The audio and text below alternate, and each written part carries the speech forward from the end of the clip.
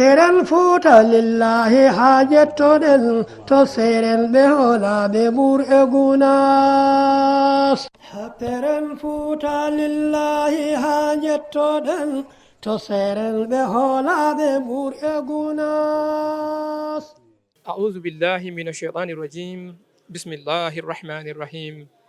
الحمد لله رب العالمين اللهم صل على سيدنا محمد وعلى آله وأصحابه والتابعين لهم بإحسان إلى يوم الدين bandiraɓe yeɓiyankoɓe Pindi TV min calmini on hande ñande aljuma ina hawri e 25 lewru avril hitande 2025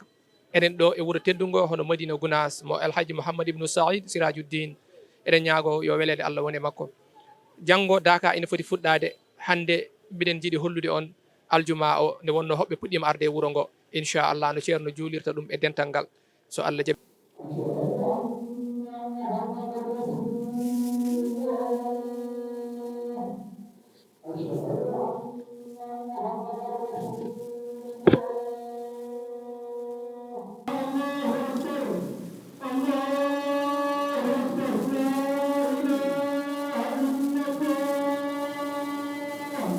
اللهم صل على سيدنا محمد الفاتح لما أغلق والخاتم لما سبق ناصر الحق بالحق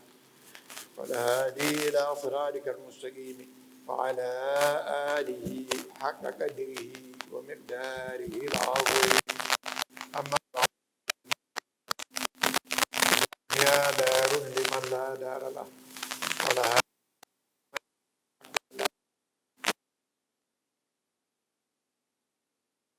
مصائبة في كل سرور عزيز هذا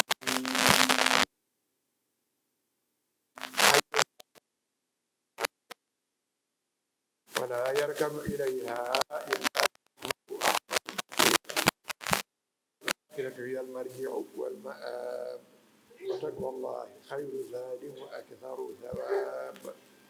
فترك الغفلة فما بعد الحياة إلا الممات وما بعد الوجدان إلا الفوات وما بعد القصور إلا سكن القبور إن أحسنتم أحسنتم لأنفسكم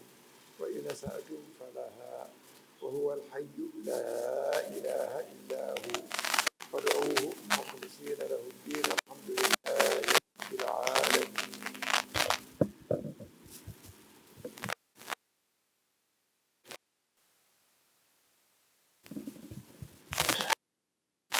الحمد لله رب العالمين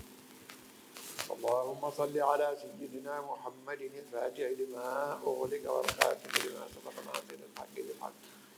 والهادي إلى صراطك المستقيم وعلى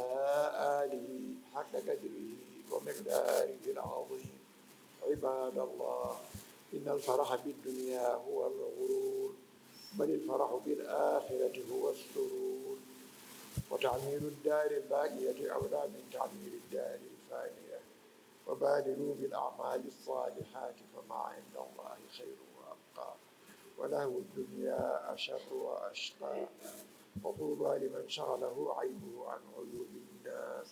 وبكى على ذنبه وطرد عنه الوسواس من عمل صالحا فلنفسه ومن أساء فعليها وما ربك بظلام للعبيد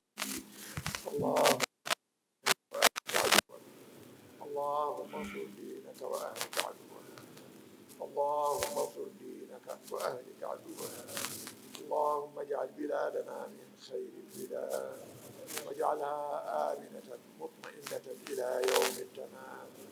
اللهم اردد عنا زيغ أهل الزيغ وفساد أهل الفساد اللهم أصلح من كان في صلاحه صلاح المسلمين وأهلك من كان في هلاكه راحة المؤمنين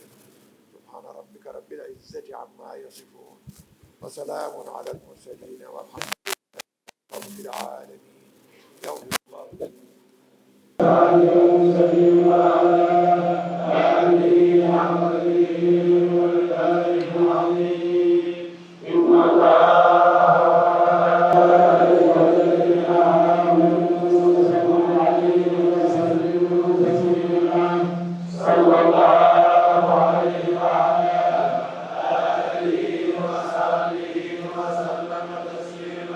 Amen. عما يصفون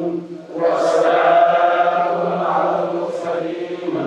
والحمد لله رب العالمين.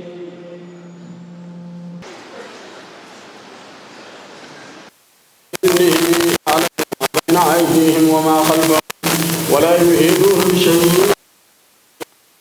إلا بما شاء وسع كرسيه السماوات والأرض ولا يئوده حفظهما وهو العلي العظيم.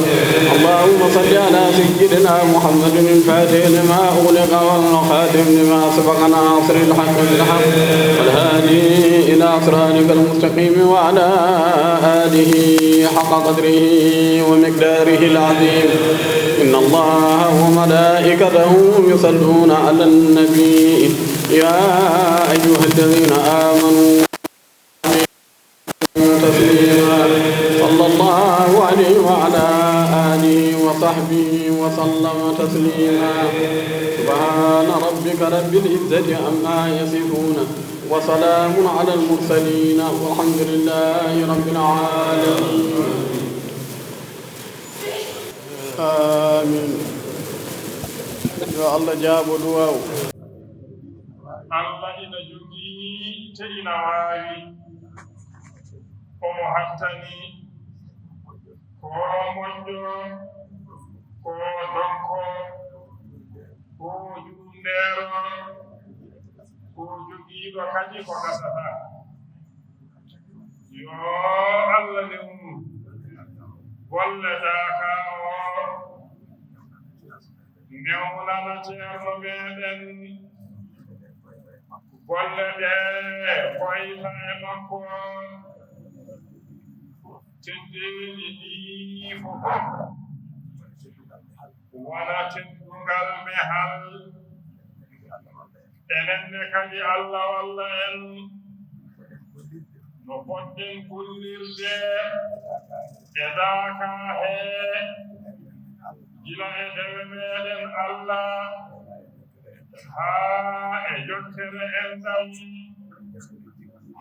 e jangude jikkuuji moƴƴi e jikkaade jikkuuji moƴƴi Allah newnana en ɗum enen fof wonɓe e laawol ina ngara yo Allah renɓe o yettinaɓe e dow jam e kisal tawa ina wonni ene wuya ɓe gona ɗo ko ɓe gonata ɗo ko eɓe wonni e on nde wuya e ngal kisal haa golle ɗe gasa ɓe daña weleede Allah ɓe daña weleede relaaɗo Allah sallallahu alayhi wa sallama ɓe daña weleede cheikhana Ahmada Tijani radiyallahu taala anhu ɓe daña weleede ceerno meɗen ɓe daña weltoraade julɓe ɓe kadi daña weltoraade ɓe yo Allah lewnu fof joginooɓe anniya tawi Allah ñaawaani kala moƴƴere ko heɓotongaa ko ɓeenne yo Allah feccuɓe heen ko haandini ɓe bijaahi rasulillahi sallallahu alayhi wa sallama yo Allah ɓeydan ceerno meeɗen sembe yo Allah ɓeydan mo hattan yo Allah ɓeydan mo mbaawka yo Allah ɓeydan mo qabulu yo Allah ɓeydan mo iqbalu ko woni hakkude makkude joomi ko jaɓaneede mo toon e jaɓeede mo toon e jaɓireede mo toon yo Allah ɓeydan mo woni hakkude makko e tagore nde e hoolaare mumen e makko e giɗgol mumen e makko e pible mumen e makko e kuccingol mumen e makko ɗum ne kadi yo Allah ɓeydan muɗum ɓeydira ɗum julɓe ɓe Allah waɗa kawral e kawnidinal e jaɓeede e jaɓaneede haa wona tawa seeɗa ala tawa ko neɗɗo waawi waɗde fof tawa ko Allah ko heewi nde wonnoo ko neɗɗo waɗata ko heewata sabu kanko ko seeɗa golle makko kadi ko limaaɗe nguurdam makko ne kadi koko ɗotta ɗum waɗi o waawaa waɗde ko heewi ko ina askitinee ko Allah tawa ɗum ina heewi